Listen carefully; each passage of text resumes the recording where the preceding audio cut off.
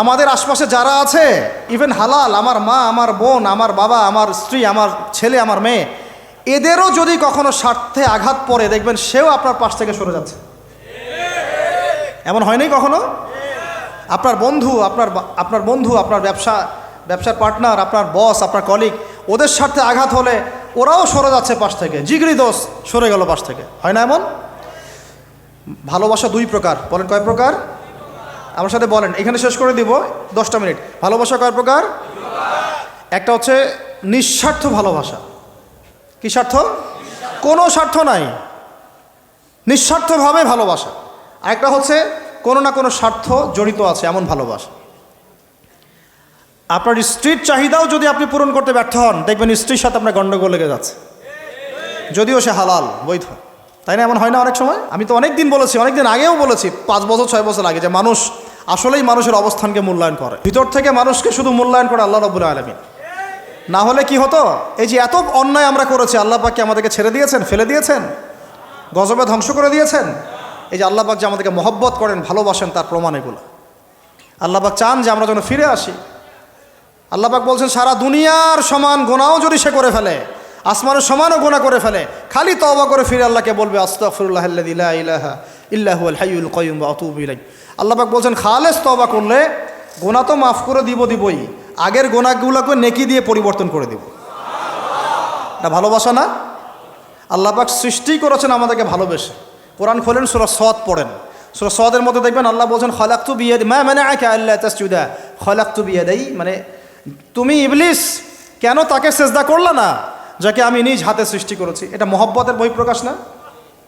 আল্লাহ আমাদেরকে নিজ হাতে সৃষ্টি করেছেন। আল্লাহ পাকের হাত কেমন এটা আমরা ব্যাখ্যা করতে যাব না। হাতের অর্থ কি সেটাও ব্যাখ্যা করার, তাওয়িল করার দরকার নাই। কোরআনে আসছে যেভাবে সেভাবে আমরা ঈমান রাখবো, ঠিক আছে ভাই? এখানে আবার অনেক তালগোল পাকায় ফেলে এবং বিভ্রান্ত হয়ে যায়, এদিকে যাওয়ার দরকার নাই। এখানে বোঝানো হচ্ছে আল্লাহ রাব্বুল আলামিন আমাদেরকে মহব্বত করে সৃষ্টি করেছে। এই পুরো সৃষ্টি জগৎটাই তো আল্লাহর মহব্বতের বহিঃপ্রকাশ। সব কিছু এত নিপুণভাবে চলতেছে, এটা মহব্বতের বহিঃপ্রকাশ না? আমি আপনাদেরকে নিয়ে যদি কোনোদিন কক্সবাজারের সৈকতে তারা দেখাতে পারতাম, তাহলে আমি বুঝাইতে পারতাম আপনাদেরকে যে এই মহাবিশ্বটা ঠিকই আছে কীভাবে। তারার মধ্যে একটা গাণিতিক ক্যালকুলেশন আছে যেটা সবাই জানে না। যারা একটু অ্যাস্ট্রোনমি নিয়ে পড়াশোনা করেছে তারা জানে। আপনার মানে মাথার বিবেকই উল্টায় যাবে যে এত সূক্ষ্মভাবে কিভাবে আল্লাহ রাব্বুল আলামিন এই মহাবিশ্ব সৃষ্টি করলেন। এক চুল এদিক ওদিক হলে পুরো বিশ্ব কায়নাত ধ্বংস হয়ে যাইত। এটা কি আল্লাহ পাকের মহব্বতের বহিঃপ্রকাশ না? আল্লাহ পাক তো বরং বলেছেন পুরো সৃষ্টি পরিবারটাই আল্লাহর পরিবারের অন্তর্ভুক্ত। সুবহানাল্লাহ। এমনকি আল্লাহ পাক আমাদেরকে বলেছেন, তোমরা জমিনবাসীর সবার উপর রহম করো। ইরহামু মান ফিল আরদ ইয়ারহামুকুম মান ফিস সামা। তোমরা সবার উপর রহম করো, দয়া করো। দয়া, রহম এটা তো মহব্বতের একটা অংশ। তোমরা সবার উপর দয়া করো, রহম করো, মহব্বত করো। এটা কি হবে? তাহলে আল্লাহ পাক আসমানে যিনি আছেন, আল্লাহ পাক তোমাদের উপর রহম করবে ইনশাআল্লাহ।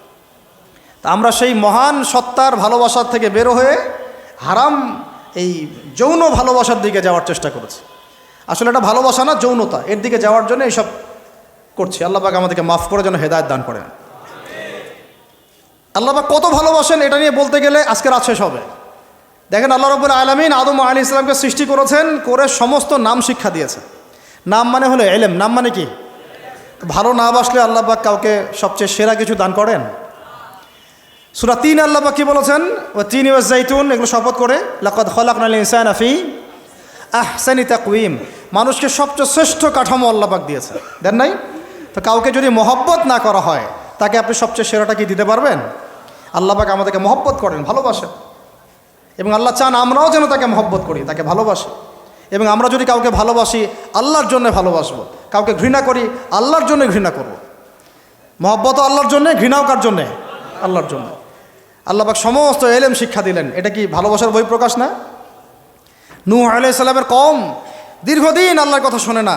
আল্লাহ পাক সবর করলেন, ধৈর্য ধরলেন, গজব দিলেন না, শেষ পর্যায়ে গিয়ে আযাব দিয়েছেন। এই যে আল্লাহ পাক সুযোগ দেন, সময় দেন, এটা কি আল্লাহ পাকের ভালোবাসা, দয়া না? এরকম প্রত্যেকটা কওমের ক্ষেত্রে হয়েছে। আমি তো ফিল করলাম এই ভালোবাসা নিয়ে ঘাটাঘাটি করতে গিয়ে যে আসলে আল্লাহ পাক যে আমাদেরকে সবচেয়ে বেশি মহব্বত করেন, তার সবচেয়ে বড় নিদর্শন কি জানেন? আমাদের কাছে আল্লাহ রাব্বুল আলামিন আল কোরআনের মতো কিতাব নাজিল করেছেন, আর আমাদেরকে আল্লাহ পাক নবী মুহাম্মদ সাল্লাল্লাহু আলাইহি ওয়াসাল্লামের উম্মত বানাইছেন। আল্লাহ পাক যে নবী মুহাম্মদ সাল্লাল্লাহু আলাইহি ওয়াসাল্লামকে এই দুনিয়াতে পাঠিয়েছেন না, এটাই সবচেয়ে বড় মহব্বত, সবচেয়ে বড় রহমত। কারণ তার সুন্নতে এমন কিছু নাই যেটা আপনি খুঁজে পাবেন না। আর তিনি আমাদেরকে যে মহব্বত করতেন, মুহাম্মদ সাল্লাল্লাহু আলাইহি ওয়াসাল্লাম আমাদেরকে যে মহব্বত করতেন, তিনি আমাদেরকে বলতেন যে আমরা তার ভাই। আমরা তার কি ভাই? মানে কি মায়ের পেটের ভাই? এটা বোঝানো হয় নাই। একটা হাদিসে তিনি বলেছেন আমি তো পিতৃতুল্য। তার মানে কি সত্যি সত্যি বাবা সন্তানের সম্পর্ক? রুহানি পিতা। তিনি কি ইমাম নন? তিনি ইমাম, তিনি নেতা, তিনি আমাদের শিক্ষক, তিনি নবী। তো তিনি আমাদেরকে যে মহব্বত করতেন, তিনি একদিন বলছিলেন নবী সাহাবীদের সামনে, কাশ আমি যদি আমার ভাইদেরকে দেখতে পেতাম। সাহাবীরা বলছেন ইয়া রাসূলুল্লাহ আমরা কি আপনার ভাই না? তখন নবীজি বলছেন না, তোমরা আমার সাহাবী। আমার ভাই তারা যারা আমাকে না দেখেই আমার প্রতি ঈমান নিয়ে আসবে। প্রত্যেক নবীকে আল্লাহ পাক একটা দোয়া করার চান্স দিয়েছে। কয়টা ভাই? এমন একটা দোয়া যেটা করলে আল্লাহ পাক কবুল করবেনই করবেন। করলে আল্লাহ পাক কি করবেন? অবশ্যই কবুল করবেন। নবী সাল্লাল্লাহু আলাইহি ওয়াসাল্লাম বলছেন যে সমস্ত নবী এই দোয়াটা পৃথিবীতে করে ফেলেছে। তো আমি এই দোয়াটাকে মুলতবি রেখেছি যে কাল কিয়ামতের মাঠে আমি আমার উম্মতের জন্য সুপারিশ করব ইনশাআল্লাহ। এবং নবী সাল্লাল্লাহু আলাইহি ওয়াসাল্লামের সুপারিশে বহু কবিরা গুনাহগার মুসলমান যারা জাহান্নামের ফয়সালা হয়ে গেছে তাদেরকে আল্লাহ পাক কিছুটা শাস্তি ভোগ করালে হলেও আবার জান্নাতে নিয়ে আসবে ইনশাআল্লাহ। তো তিনি আমাদেরকে মহব্বত করেন না? করতেন না? চিন্তা করেন তাহলে আমরা তার দিনকে কি মহব্বত করলাম, আমরা তার হুকুম হাকামের বিধিবিধান সুন্নতের কি মহব্বত করলাম, চিন্তা করেন। একটা হাদিসে নবীজি স্পষ্ট করে বলছেন এটা আমাদের জন্য একটা কষ্টি পাথর। এটা একটা কি কষ্টি পাথর। তিনি বলছেন কেউ ততক্ষণ পর্যন্ত প্রকৃত মুমিন হতে পারবে না যতক্ষণ না আমি মুহাম্মদ সাল্লাল্লাহু আলাইহি ওয়াসাল্লাম তার কাছে তার সন্তান, তার পিতা, এমনকি সমস্ত মানব জাতি থেকে বেশি প্রিয় না হচ্ছে। আর আমরা যারা আগামীকালকে এইটার প্রিপারেশন নিয়েছি, আসলে কি আমাদের কাছে নবী প্রিয় বেশি না আমাদের দুনিয়ার স্বার্থ বেশি প্রিয়? যারা এগুলো করবে তাদের কাছে কি সত্যিই নবী প্রিয়? তাহলে তারা করতে পারতো না। যদি নবী আমাদের কাছে সবচেয়ে বেশি প্রিয় না হয় আমরা মুমিন হতে পারছি না। আর যাদের কাছে নবী প্রিয় তারা কখনো এমন হারাম কাজে যেতে পারবে না। যারা যাচ্ছে তারা কখনোই নবীকে ভালোবাসে না, কোশ্চিনকালেও না।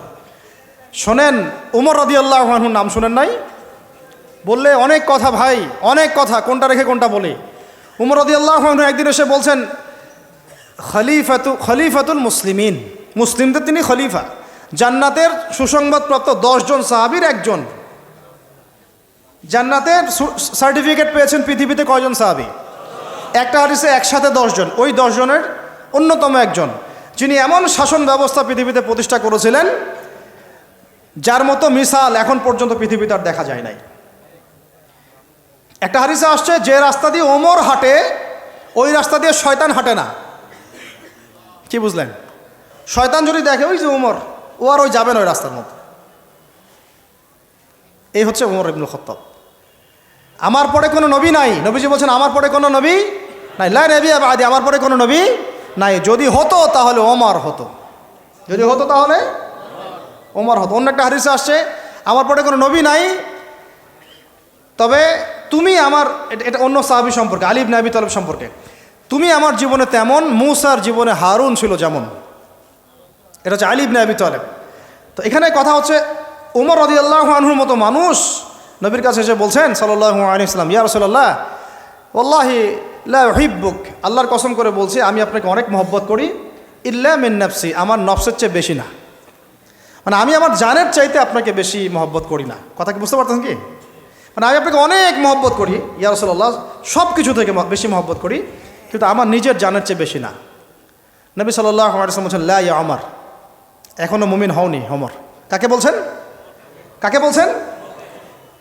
জান্নাতের সার্টিফিকেট প্রাপ্ত একজন মানুষকে। লা ইয়া ওমর, এখনও হওনি।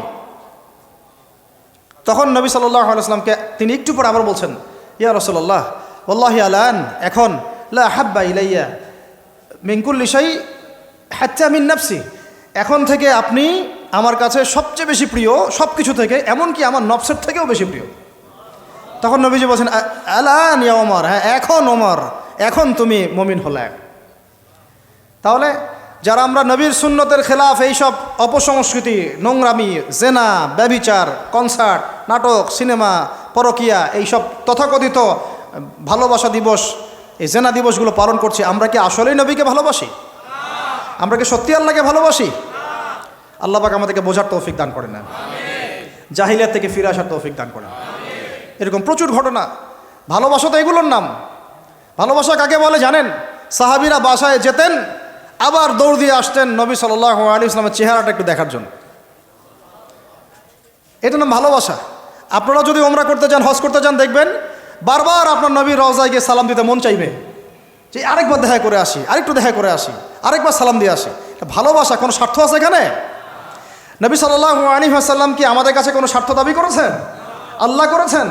এগুলো ভালোবাসা। এই ভালোবাসা হলো প্রকৃত ভালোবাসা। আর এগুলো যেটা চলছে এটা হচ্ছে যৌনতা। এগুলো কি চলছে? যৌনতা। ভালোবাসার নাম দিয়েছে এখন যৌনতা।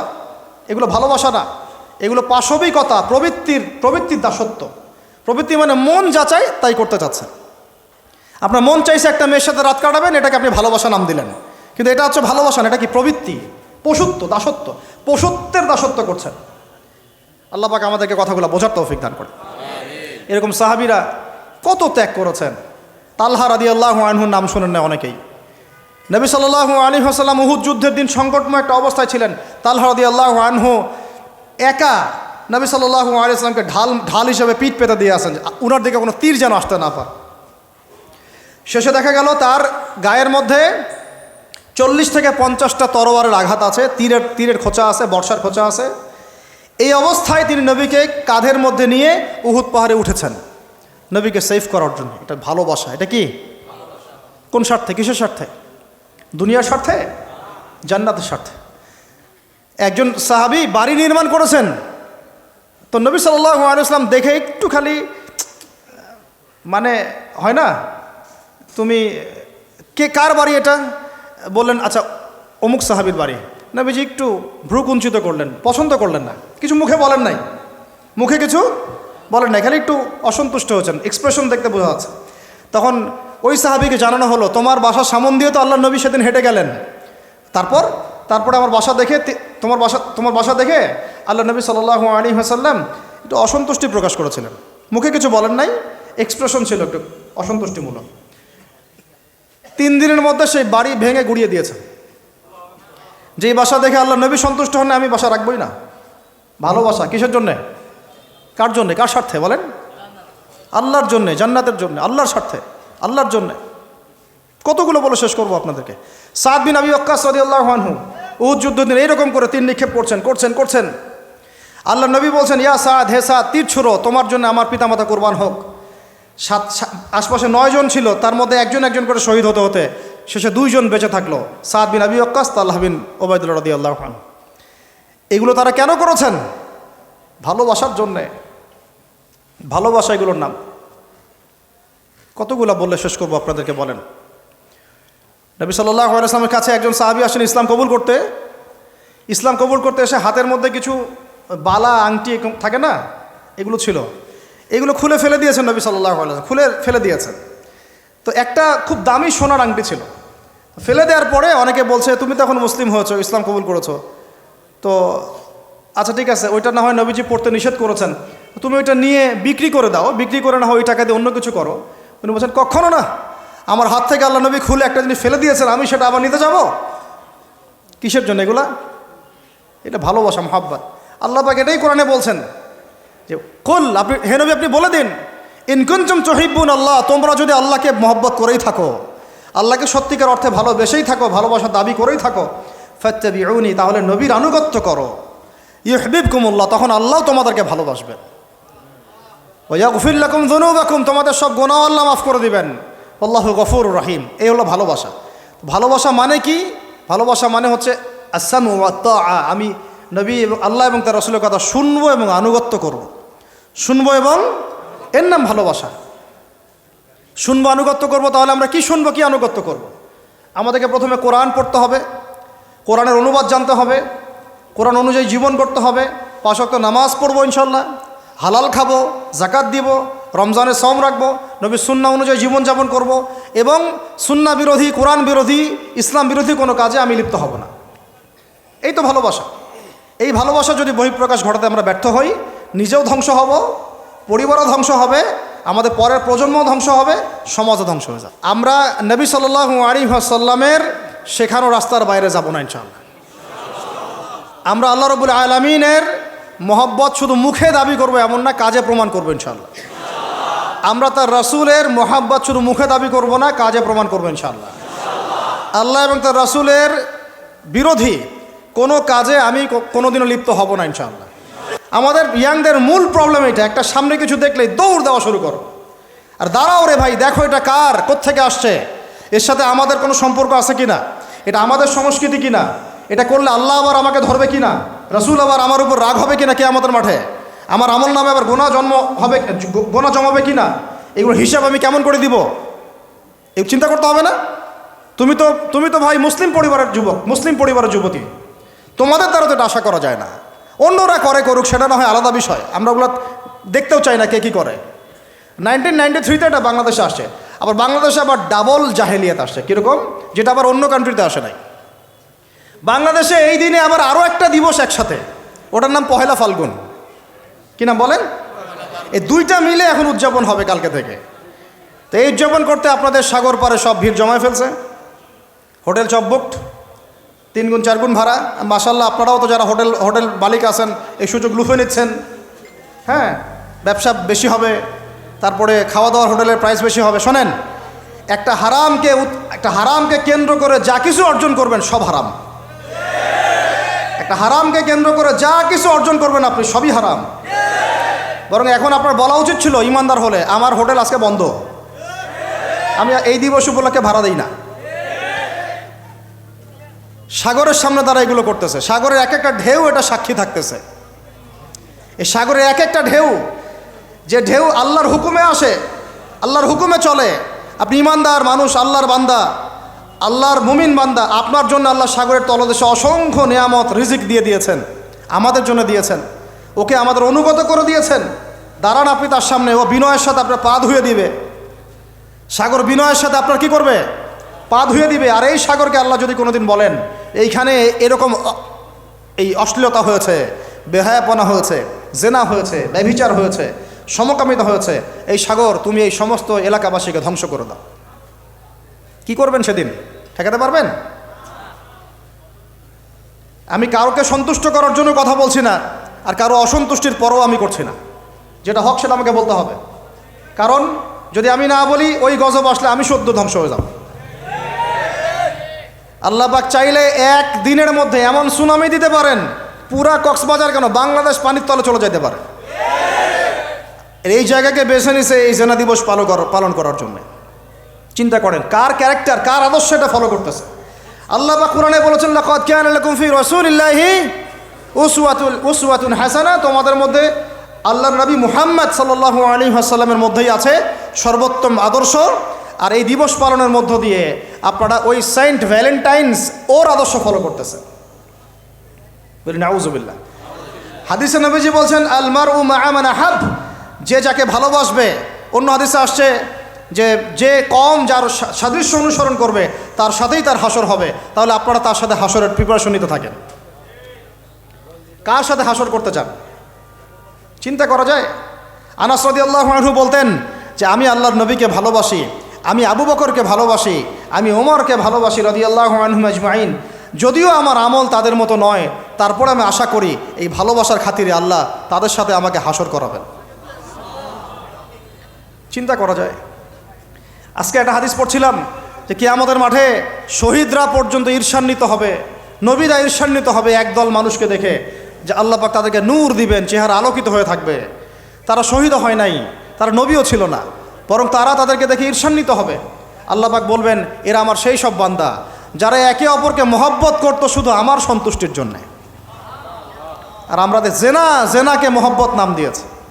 এখন আমি এই জায়গাটা থেকে একটু ভিতরে যাই। দেখেন, এই 1993 সালে এটা চালু হওয়ার পর থেকে কি হলো, আসলে হলোটা কি দেখেন। হলো মানে কি, একটু মনোযোগ দাও আমার দিকে তোমরা ইয়াংরা। যখন এটা লাইসেন্স পেয়ে গেল, পৃষ্ঠপোষকতা পাচ্ছে, তখন আসলে হচ্ছেটা কি? একটা জিনিস লাইসেন্স ছিল না, পৃষ্ঠপোষকতা ছিল না, মানুষ অল্প কিছু মানুষ করতো, সেটা আলাদা বিষয়। আর যখন একটা বিষয়ে মানে আপনি ঢাকঢোল পিটায়ে উদযাপন করতেছেন, তখন এটা একটা কি পেয়ে যায়, একটা আনুষ্ঠানিকতা পেয়ে যায়, একটা লিগালাইজড হয়ে যায় জিনিসটা। মনে হয় যে ওটাই মনে হয় করণীয়, ওটা যারা করছে না ওরাই মনে হয় ব্যাকডেটেড, এমন হয়ে যায় বিষয়টা। হলো কি তারপরে হলো ছেলে মেয়েদের ফ্রি একটা মিক্সিং শুরু হয়ে গেল। ছেলে মেয়ে মানে আল্লাহ পাক যে বলেছেন যে তোমরা দৃষ্টি নিচু করো, এটা যে কোরআনে আছে যে একটা গায়রে মাহরামের দিকে চোখ পড়লে যদি খারাপ চিন্তা চলে আসে চোখটা কি করো, নিচু করো, ছেলে হোক মেয়ে হোক। এই আয়াত কোরআনেই পড়ে থাকলো, চক্ষু নিচু করা তো দূরের কথা, চোখে চোখ রেখে এখন কিস করতেছে মনে করেন বিষয়টা, তাই না? কথা কি বুঝতে পারেন? আল্লাহ পাক কোরআনে বলছেন, আমি শর্ট করে বলতেছি যেটা আপনাদের টাইমটাও মানে একটা ফ্যাক্ট, আপনার বাসায় গিয়ে পড়ে দেখবেন। আল্লাহ পাক কোরআনে বলেছেন ওয়ালা তাকরাবা হাযিহিশ শাজারা, একটু বোঝার চেষ্টা করেন। এই কথাটা আল্লাহ পাক বলেছেন আমাদের পিতা এবং মাতাকে, আদম আলাইহিস সালাম এবং হাওয়া আলাইহিস সালামকে। দেখো তোমরা জান্নাতের সব জায়গায় ঘোরো, খাও, কোনো সমস্যা নাই। ওয়ালা তাকরাবা হাযিহিশ শাজারা, এই গাছে উঠবা না কথাটা এমন না, এই গাছের পাতা ধরবা না কথাটা এমন না, এই গাছের ফল টান দিও না কথাটা এমন না, এই গাছের ছায়ায় বসিও না কথাটা এমন না। আল্লাহ পাক বলছেন ওয়ালা তাকরাবা, এই গাছের কাছেও আরো জোরে বলেন, এই গাছের কাছেও যেও না। ফল খাওয়া তো দূরের কথা, গাছে উঠা তো দূরের কথা, গাছের নিচে বসা তো দূরের কথা, কাছেও সেম কথা আল্লাহ পাক সূরা বনী ইসরাঈলের মধ্যে বলছেন ওয়ালা তাকরাবুজ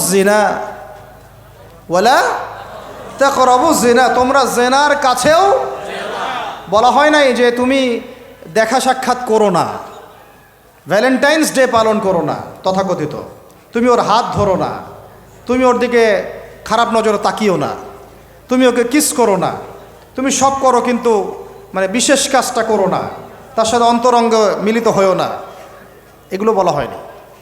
কি বলা হচ্ছে? ওর কাছেও। আর আমরা এখন কাছে যেও না আল্লাহ কোরআনে বলেছেন, আর সমাজ বলতেছে এটাই হলো কাছে আসার গল্প। এটা কি কাছে আসার? তাহলে কোরআন একদিকে যাচ্ছে, সুন্নাহ একদিকে যাচ্ছে, আপনার ইসলাম একদিকে যাচ্ছে, আল্লাহ একদিকে, রাসূল একদিকে, সমাজ। তাহলে নিঃসন্দেহে এই সমাজের উপর আল্লাহর বরকত নাজিল হবে, আল্লাহর রহমত আসবে। এটা বোঝার চেষ্টা করেন। এরপরে কি হলো 93 পর থেকে ফ্রি মিক্সিং বেড়ে গেল। এখন দিবস পালন, আপনি তো পরিবারের পিতামাতাও মেনে নিচ্ছে যে আরে এটা তো ছেলেমেয়েরা এখন করেই, সমস্যা কি? ফ্রি মিক্সিং বেড়ে গেল, ফ্রি মিক্সিং বাড়া মানেই জেনা বাড়া, এখন অবৈধ সম্পর্ক বেড়ে গেল, কেউ এটাকে জেনা মনেই করবে না, জেনা হয়ে গেল সহজ, একদম সহজ।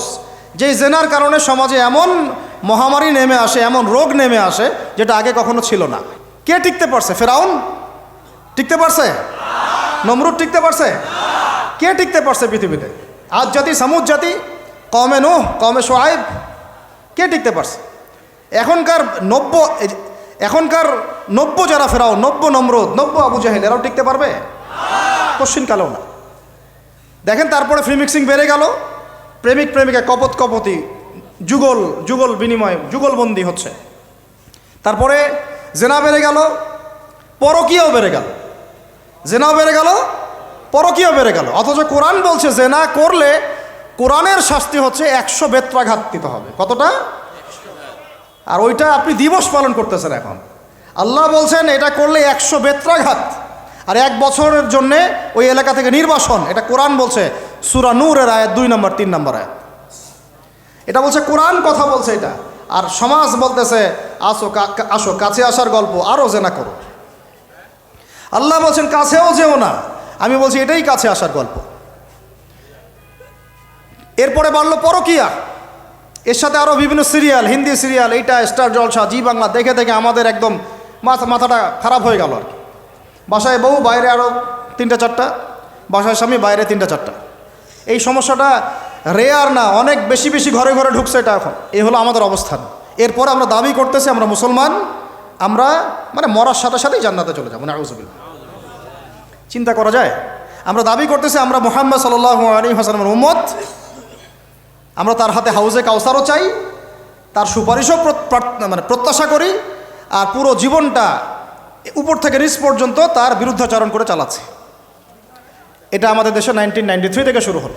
ভালোবাসা মানে কি? স্বার্থ ত্যাগ করে তার স্বার্থ দেখা, তাই না? সম্মান। ভালোবাসার ডেফিনেশন কি? ভালোবাসা মানে কি? আমি আমার ওয়াইফকে ভালোবাসি, তার মানে কি আমি তার ইজ্জতের জিম্মাদার, তার দিকে চোখ তুলে কেউ খারাপ চোখে তাকাতে পারবে না। ভালোবাসি আমি তাকে, সে আমার, আমি তাকে অন্যের সামনে শো করতে পারবো না, সে আমার। ভালোবাসা মানে আমি তাকে বিশ্বাস করি, আমি তাকে কি করি? বিশ্বাস করি, তার প্রতি আমার আত্মবিশ্বাস আছে, কনফিডেন্স আছে। ভালোবাসা মানে আমি তাকে সম্মান করি, আমি তার সম্মান বুঝবো। এরা ভালোবাসা সংজ্ঞা দিল, ভালোবাসা মানে হলো যৌনতা। ভালোবাসা মানে জাস্ট সেক্সুয়াল রিলেশনশিপ, আর কিচ্ছু না। এরা যদি একে অপরকে সত্যি ভালোবেসে থাকে, তাহলে আগামীকাল এদেরকে বলেন যে জেনা মুক্তভাবে বিয়ে করে ফেলো দেখি, এদের মধ্যে 80% এটা করবে না। কারণ তাহলে ভালো যদি এতই বাসো, তা হাতটা ধরিও না তুমি, আল্লাহ পাক হাত ধরতে নিষেধ করছেন। তুমি পরিবারের মাধ্যমে প্রস্তাব পাঠাও, মোহর ফিক্স করো, করে বিয়ে করো।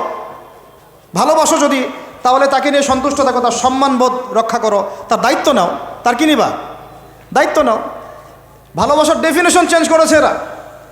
একটা মেয়েকে ভালো তুমি যদি বেশেই থাকো ছেলেটাকে, তাহলে তুমি তার সাথে কিভাবে এভাবে হারাম জেনায় লিপ্ত হতে পারলা? তোমার তো বলা উচিত ছিল যে আমি একজন মুসলিম মেয়ে, আমি এসব জেনাতে যাব না, আমাকে যদি আপনি পছন্দ করেই থাকেন আমার বাবার কাছে প্রস্তাব পাঠান। সিম্পল। এরপর পরিবারের মাধ্যমে আহাদ হবে, তারপরে আমরা আক্ত হবে, সেখানে আমাদের মোহর থাকবে, সাক্ষী থাকবে, আল্লাহর কালিমা সাক্ষী রেখে আমরা বিয়ে করে ফেলব। এইগুলোর মধ্য দিয়ে ভালোবাসার ডেফিনেশন চেঞ্জ করে দেওয়া হলো। ভালোবাসার মানে যেটা ছিল সম্মান, ওটার নাম হয়ে গেল এখন যৌনতা। যৌনতা ছাড়া কোনো কিছুতে তারা এখন বিশ্বাসী না। এই হোটেলে যে যৌনতাগুলো হবে, আপনারা প্রত্যেক মালিকের জিম্মাদার, বহন করতে হবে আপনাদেরকে। ভাবতেছেন আমি তো ভাড়া দিছি, ও কি করে করুক ভিতরে, না, আপনিও দায়ী আছেন, হিসাব আপনাকে দেওয়া লাগবে। ও তো দিবেই, আপনাকেও দিতে হবে। যারা এটাকে প্যাট্রোনাইজ করেছে, যে চালু করেছে, ওকে নিয়ে আমি এখন চিন্তিত। এগুলো স্টাডি করতে গিয়ে যেন নামটা আমার মাথায় আসছে, আমার মানে কলিজাটাই কাঁপা শুরু করছে। একটা জিনিস হচ্ছে, আপনি একটা খারাপ কাজ নিজে করেন, মনে করেন নাউজুবিল্লাহ এক ভাই নিজে সুদ খায়, এটা তার ব্যক্তিগত পাপ, ঠিক আছে? এক ভাই ব্যক্তিগতভাবে গান শুনছে, ব্যক্তিগত পাপ। এক ভাই ব্যক্তিগতভাবে হয়তো কেউ নাউজুবিল্লাহ জেনা করেই ফেলছে, এটা তার কি? ব্যক্তিগত পাপ। আল্লাহর কাছে ইস্তেগফার করবে, তওবা করবে, আল্লাহ চাইলে মাফ করে দিবেন, পাপ গোপন করে দিবেন ইনশাআল্লাহ, তাই তো? এটা একটা সুরত। একটা সুরত কি? আমি সুদ নিজে খাইছি, আরও লক্ষ কোটি মানুষকে খাওয়াইছি। আমি জেনা নাউজুবিল্লাহ সে নিজে করছে, অন্য আরও লাখ লাখ মানুষ, যুবক যুবতীকে জেনাতে উৎসাহিত করতেছে। নিজে গান শুনছে, মানুষকে শোনাচ্ছে, নিজের মৃত্যুর পরেও সেই গান বাজতেছে। এটা হচ্ছে গুনাহে জারিয়া। এটা কি? গুনাহে জারিয়া। তাহলে একটা গোনা নিয়ে আদম আলাইহিস সালাম যদি এত বছর কান্নাকাটি করেন, ইব্রাহিম আলাইহিস সালাম কিয়ামতের মাঠে যদি বলেন আমি পারবো না সুপারিশ করতে, নূহ আলাইহিস সালাম যদি বলেন আমি পারবো না সুপারিশ করতে, ঈসা ইবনে মারইয়াম, মুসা আলাইহিস সালাম তারা পর্যন্ত বলবেন আমি আজকে আল্লাহ পাকের সাথে কথা বলার সাহস রাখি না। আর এই যারা গুনাহে জারিয়া চালু করে দিল, এদের কি অবস্থা? আল্লাহ পাক আলহামদুলিল্লাহ আমাদেরকে এই জাহিলিয়াত থেকে বের হয়ে আসার তৌফিক দিয়েছেন। এই শুকরিয়াটা আমরা আদায় করে কিয়ামত পর্যন্ত শেষ করতে পারবো না। আর আমাদের দায়িত্ব অন্য ভাইদেরকে ফেরানো, বোঝানো, শেখানো, জানানো। ইনশাআল্লাহ আল্লাহ চান তো এই প্রজন্ম ফিরে আসবে ইনশাআল্লাহ। এই কথাগুলো সবার কাছে প্রচার করবেন। সবচেয়ে বেশি ভালোবাসেন, মহব্বত করেন আমাদেরকে আমাদের রব। কে ভালোবাসে আমাদেরকে? আল্লাহ ছাড়া আসলে ভালোটা বাসেই বাকে।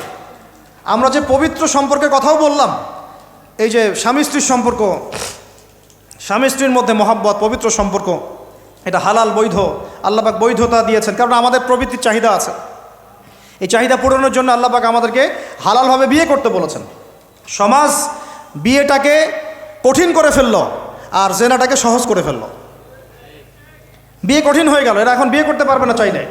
বলেছি আমি, কোরআন একদিকে, সুন্নত একদিকে, ইসলাম একদিকে, সমাজ, এই সমাজের তাকদির খারাপ। এভাবেই নবী সাল্লাল্লাহু আলাইহি ওয়াসাল্লাম পেরেশান ছিলেন কিভাবে সমাজের মানুষকে ফেরানো যায়। আজকে আমরাও পেরেশান। আল্লাহ পাক সবার আগে আমাকে ইসলাহ দান করেন, আমার পরিবারকে দান করেন, আমাদের প্রত্যেক দিনই ভাই বোনকে দান করেন এবং ইস্তেকামাত দান করেন। আল্লাহুম্মা সাব্বিতনা ওয়াজআলনা হাদিয়ান ওয়া মাহদিয়া।